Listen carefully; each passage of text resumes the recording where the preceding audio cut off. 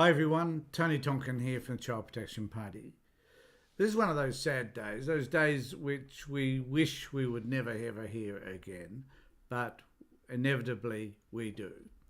We're faced with a situation again where a child has died where in reality it appears could have been avoided.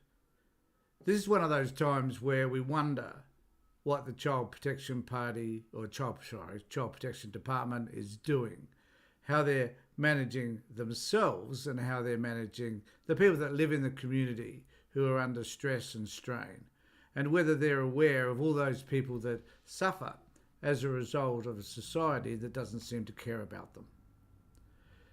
Alas, a child has passed away on Friday. Her name was Charlie and she was 6 years old. This is sad because even though I don't know all of the circumstances around all of this, it does appear that there are a number of agencies who could have taken part, who could have at least acknowledged what was happening to this family and stepped in and potentially have saved a life.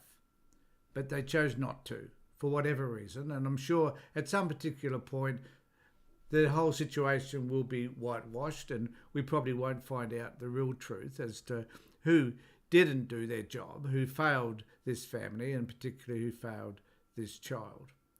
So I'm just going to refer to a news article which appeared in the ABC today, which talks a bit about this and just gives you some sort of overview as to where the case is at the moment. And then I'm going to play an edited version of a press conference that was held earlier today by the police and by one of the ministers, Susan Close, who was actually Child Protection Department of Child Protection Minister back in the Weatherall government. So we're going to have a look at these situations, and I will talk about my view as to what should be done as a result of this tragic loss of life. So if we just go to the article here. So a girl dies as police investigate criminal neglect of 5 other children in the same house. South Australian police are investigating whether 6 children living at a home in Adelaide's north have been criminally neglected following the death of a 6-year-old girl. The 6-year-old was taken by paramedics to the Lyell McEwin Hospital during the early hours of Friday morning after being found unresponsive at her Manapara home. She died soon after arrival. Now, I think we must understand that the condition of this child must have been terrible for her to have died soon after taken to the hospital. So one wonders how long she was in a critical condition before someone took some action to have her taken to the hospital. Detectives from the Major Crime Investigation Branch have been investigating the circumstances of her death and have now formed Task Force Prime. The girl's death is being treated as a case of criminal neglect causing death, a crime which carries a potential life sentence. And in this particular case, I just want to highlight the fact that they brought up the House of Horrors, which happened some 10 years ago, where Tanya Staker and her partner and a few other members of the family were tried and they were sentenced to 10 and 7 years in jail respectively. Now, I just want to mention that I was involved in the Tanya Staker case. And I did get to know Tanya quite well because I was therapeutically working with her during that time and advocating for her as best as I could. Now, I think it's important to always understand, and we must be careful here, that we're not going to make outlandish claims about the mother, the father, and other people that might be involved in this case. We can't lose sight of the fact that a child has lost their life, that this is a terrible, terrible, horrible situation to occur, and that it probably shouldn't have occurred. Just like in the House of Horrors, that should not have occurred either if people were paying attention. And we know that in the House of Horrors, they weren't. As they weren't in the Chloe Valentine case, and as they weren't in the Baby Ebony case. We know that the government is missing on many, many occasions. And while I work and the Child Protection Party works with a number of people whose children have been removed, Most of the people we work with, we could safely and confidently argue, shouldn't have their children removed in the first place. But those families which are dysfunctional in an extreme, such as this family we're talking about now, and the department chooses not to act, even though they must have had plenty of information, and there's also some indication that they had some information in relation to this particular case in the first instance, one wonders why they chose not to.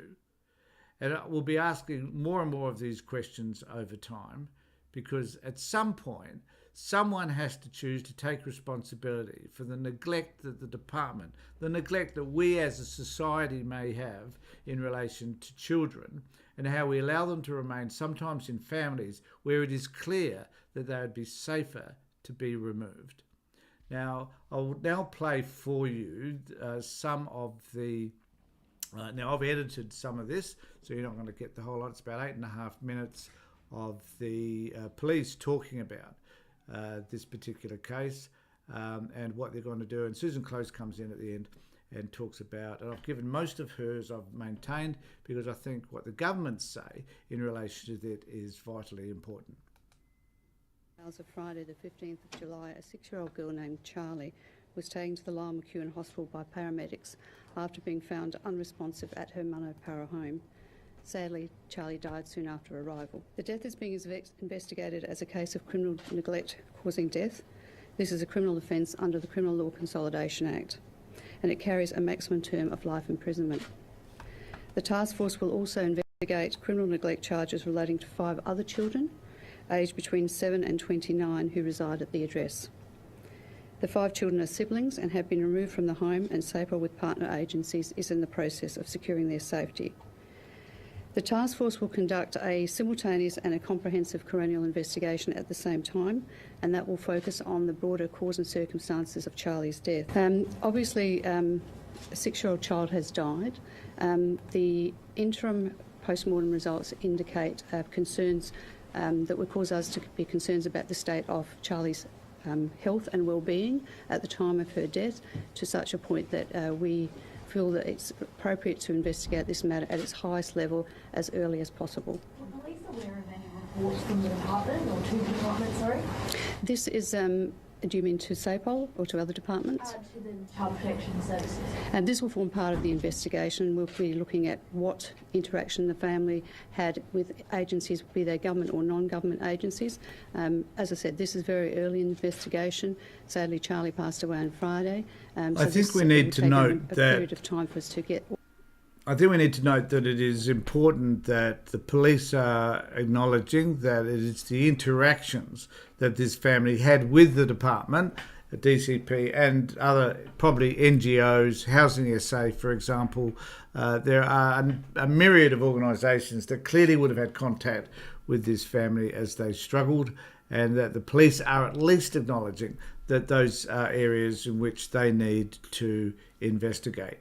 Whether or not people are going to come clean over their involvement with this department, with these family rather, and what sort of reports they put together about this family, what did they see, and why is it that they chose not to respond when it was clear that this family was struggling, and what interventions were offered, and why weren't those interventions either successful or why weren't they taken up on in some cases.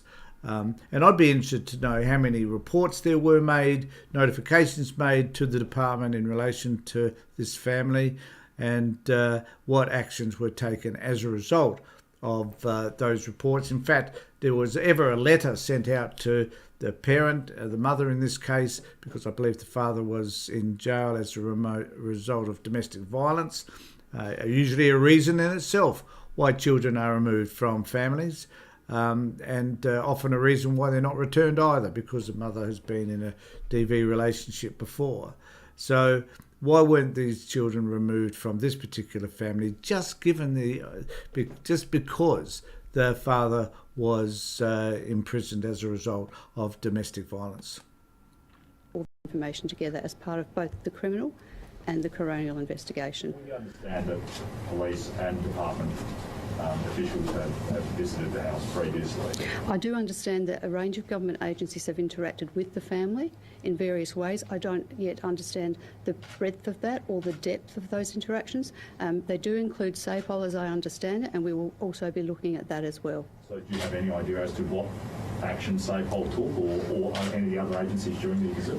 Well, that's part of the investigation. We will be looking into that to understand the nature of those interactions. I'm considering that there have been clearly interactions between SAPOL, the Department of Child Protection with this particular family. Is this an avoidable circumstance? Well, I think we have to understand what the nature of the interactions were. We don't know that yet. And different notifications or interactions can require different levels of intervention. Now, we have to understand what was appropriate. I find this quite interesting because basically any interaction that you have with a family that's struggling in this way means that there needs to be some form of response. So there needs to be a report written. There needs to be consultations with other organisations to ensure that the children are safe. There needs to be a whole host of activities happening that encompass this whole family. But there weren't, it appears. Or if there were, why weren't they effective enough to protect this family and ultimately to protect the child that died? Of time that will be uncovered, but it's too early to say at this stage. And how are the other children going? What's their health condition like at the moment? Well, I'll leave that to the relevant agency to discuss that, but the main thing is about the safety and the security of the children. I understand that that is the primary concern now and that they are being cared for. I understand that there's a 8, 10, 13, 14, 15-year-old, but there's a child up to, another child involved who's 29. So there's a broad range of ages there. So SAS and the hospital both alerted police, just to be clear. So we are investigating for neglect for those children as well. So there were various stages of concern for the state of those children. This is extremely serious. The death of any person is tragic, but the death of a young child, a 6-year-old girl, obviously causes concern for everybody to want to know how this occurred and understand the circumstances. So I would say, we take this very seriously. And it's obviously of grave concern. And can you see how a lot of the public are creating links to the House of Horrors that we saw a few years ago? I can understand that people would be thinking of those things. Is that something that you're also, comparing? I'm not necessarily comparing. I'm looking at this as the individual circumstances here of what happened to Charlie to understand the cause and circumstance of her death and any culpability of any person along those interactions. Is there any message the community can take at this point in time about what could be done better in the future to avoid these things? Look, it's very early. I mean, we're assuming that there are mistakes in this process from what you're saying in your question. But until we understand what occurred, all I'd say to people is, if you are aware of any concerns with any other children. This is quite interesting because it's clear that the media are onto it because they're asking questions about what mistakes have been made and they're making connections with the House of Horrors at Perrifield Gardens. And it's evident that they're trying to find, appropriately, I think, explanations from, in this case, a Deputy Commissioner and from later on the Deputy Premier. They're trying to find a link between what have you done, what haven't you done, and what could you have done that would have prevented the death of this child. Then report the matter, bring it to the attention of the authorities. And just so we're really clear, at this stage you don't know how many interactions the family had with either police or the Department of Child Protection? Not to the level of granular detail. I'm aware there's been interactions with various government departments, but as I said, it's very early days in the investigation, and to be able to definitively answer that question without looking at all the various systems to understand who has interacted, when they've interacted and why they've interacted is not a question that can be answered in a couple of days. There are various government departments as I understand it. Are you able to elaborate on which one? Well, there's a range of government departments as I understand it, and I'm sure that that'll be covered off by the relevant agency. The decision by SAPOL to undertake a criminal investigation following the tragic death of Charlie, the 6-year-old, on Friday. We've determined as a government that a review ought to be undertaken on the interaction between government agencies and the family, given that we're aware that there have been interactions over the last couple of years at least between a number of agencies and the family. We've asked the Chief Executive of the Department of Premier and Cabinet to lead that investigation. Now, I find that's an interesting admission there, that the government do accept that at this particular point in time there have been significant interactions between this family, government agencies and others, and that they know that there needs to be a response, because you can't hide the fact that these other organisations have had some involvement. The degree to which, though, information is going to be freely offered in relation to this remains to be seen. However, it is interesting to note there will be a coroner's inquest, and a coroner is the most likely person to get to the substance of what actually happened in relation to this family and this child's death. I think it's important to understand that the government will not be forthcoming in relation to any of their involvement. It could be true that this particular government may, because they're relatively new, may choose to blame the other government previously for their role in this. But it doesn't matter, because people at the Department of Child Protection were there regardless of whether the government changes or not. And I'm sure there are people within that department who must, at this particular point in time, be wondering whether they're the ones that are going to be caught out. They're the ones that were allotted this particular family, and they were the ones that ignored the situation which resulted in a child's death. And it will be undertaken in concert with and yielding priority to the criminal investigation. What is most important is that SAPOL is able to do its job, and that any discussions, investigations, questions that are asked through the review undertaken by the head of DPC not interfere in any way with that criminal investigation. The review will encompass the chronology of services delivered and the agencies engaged, the roles, responsibilities and interactions of the respective agencies, the effectiveness of interventions and government services, and it will also identify any system improvements. How many reviews, how many investigations do we have to do on the child protection as a whole? I just love this next question, which is about how many times do we have to have inquiries, coronial inquests and whatever before this system changes? It's a great question. We should be asking more of those sorts of questions to the department. Why is it that when a child dies, then we choose to take action? There are plenty of kids out there who live in unhealthy, unsafe environments who do not get removed. There's a stack of children who do live in environments that could be improved, and the parents are prepared to improve them and should have their children returned to them, or shouldn't have them taken from them in the first place. But they don't seem to be able to get that balance. Somewhere along the line, they fail children at both ends of this spectrum. And we must always be asking them the question, why? And my biggest fear is that risk aversion, a process which takes place in the department, which is about, it's safer to remove a child, perhaps in many cases, than it is to have them to work with the family to improve whatever are the primary issues. It's safer, therefore, to remove a child than not. But in this case, they chose not to. And why is that? So now, what happened after Chloe Valentine case was heard by the coroner, we discovered that the department went a little crazy over removing kids. Every child that had any sort of issues within a family was removed because they were fearful that there would be another Chloe Valentine. Now, the same thing is likely to happen again. So we're not going to get a balance. What we're going to get is an inflated version of child removal. That means that more and more children in our community will be removed unnecessarily, simply because the government failed to look after this particular child. Now, that's not the community's fault at all. It is actually the departments and those other agencies involved in this case who are responsible, including Housing SA, incidentally, for what has happened to this family and this child. Australia before this stops happening?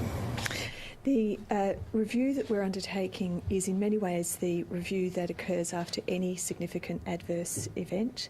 Because there are a number of agencies involved rather than just one, we've determined that it would be best coordinated by Premier and Cabinet. But it's important not to prejudge what that review will find.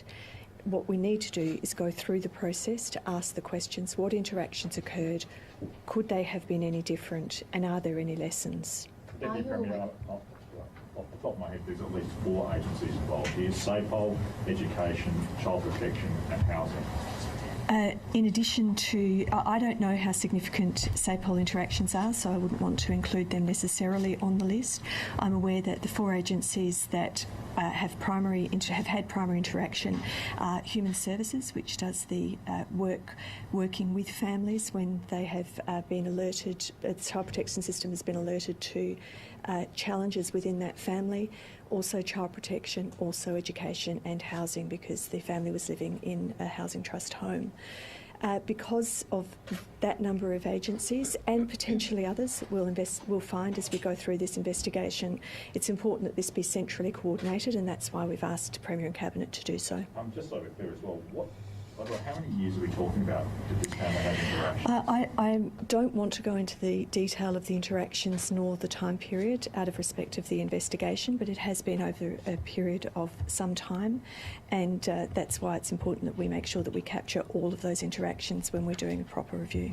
When you say sometimes, that months, years? As I said, I can't go through the detail, thanks, in order to preserve the work that will be done by the criminal investigation, but it has been at least over the last couple of years. So, there we have it. Are the government going to do anything, or are they not? Who knows? And whether or not they're going to be transparent in releasing their reports about what happened, I doubt. But there is a lot of work to be done. And Kelly, I just want to thank you for your comment here. They said, damned if they do, damned if they don't. Now, it's not that I'm going to disagree with you on this, but I've always thought that it was an unhelpful comment, because at the end of the day, basically, a department like Child Protection and particularly social work services should be working with families to ensure that they're functioning as best as they can, that whatever the issues that sit in their lives are addressed. They are the key issues. The question for me is, do they do that? The answer is, no, they don't. That social workers within DCP do not work with families. They instruct families, tell families what they should do. They don't necessarily work to build relationships with the parents of these kids that they're either going to remove or have removed.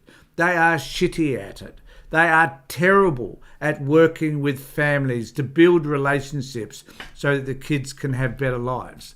If the social workers were able to do that, if they were able to find a way to have the skill set required in order to be able to work with families rather than have the families appear to them to be the enemy, then we wouldn't have these sort of situations happening. So to say that it is that damned if they do and damned if they don't is unhelpful, because they could be doing better, should be doing better. Now, someone presented to me an argument the other day that basically said there's no child protection system in the whole world that gets it right. There isn't, and I agree. But that doesn't mean that we can't at least analyse what the problems are and at least work to do our best to ensure that we have the best possible system that we have. Our system, believe it or not, is just run by people. And if those people aren't functioning appropriately because they've got high workloads, they're inappropriately skilled to do the job in the first place, and they don't care about the job, it's just a way to gain some money, I guess, then, yeah, sure, we need to be able to find ways to address all of those problems, to have people that build relationships. So I was working with a guy today, and I'll finish off on this note, but I was working with a guy today who's a fabulous young man, but has a terrible relationship with the department. Number one, primarily because he's working with a very young social worker who chooses to work with him effectively because I think she sees him as threatening. Now, he has a very deep voice. He looks very rough. He does a rough job. He doesn't fit the lovely stereotypical sort of person that you'd like to see working with families and working with kids. He is appears to be rough, but he's extremely intelligent. He's a lovely man, and that I can see that they judge him based on his appearance and his voice in a way whereby it's really difficult to build a relationship. If you see somebody in a certain way and they appear to be fit a stereotype that you've got about people that are bad parents, then you're going to just see them as bad parents. You're not going to see their good qualities. Important aspect of social work is that we look for and encourage people to talk about the positive things that they're doing in their lives. We highlight their positiveness, not their negatives. But social workers in Department of Child Protection continually focus on the negative qualities that they have to see in parents in order to be able to justify the decision that they made to remove a child. Now, I know as a social worker who's been doing this for a long time, it's really frustrating. But it doesn't mean we can't change that. And it doesn't mean that there aren't social workers within the department who want to change that too. I know that there are. People have come to me and told me that they would like to be able to work within a different system. But at the end of the day, we need to have the people at the top understand what the people at the bottom are doing and how those people at the bottom want to work, those people on the front lines, how they would like to work with families so that they can make sure that not as many kids are taken and that the families function better and are able to have those kids grow up in a healthy environment. That's the aim. So I'd just like to thank everybody who has contributed. There's been quite a few people who've come online tonight, and I really appreciate that. Children not being removed because of the political agenda to keep the numbers of children in care low, says Kathy. Governments are not protecting children. They're just playing an administrative role. There's some truth in that, Kath, I must say. Charlie is one of many children that this has happened to. The media found out about Charlie, but they don't find out all the other children that have died and the number of children still suffering. And that's true. That is so true. So, Kathy, thanks very much for that. I agree 100%. We'd like you to add as many comments as we can.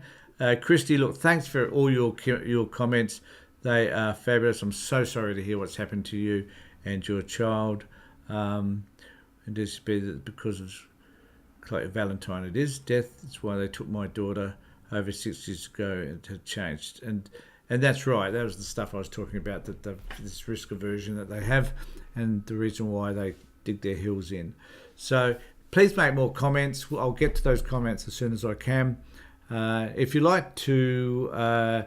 If you're on Facebook, if you're on YouTube, it would be really nice if you, subscribe to us, ring the bell, and let us know what you think. Become a part of the Child Protection Party if you can, so that you can participate in the work that we're doing in order to make lives better for children. Take care, everybody. Look after yourselves, and more importantly, be safe.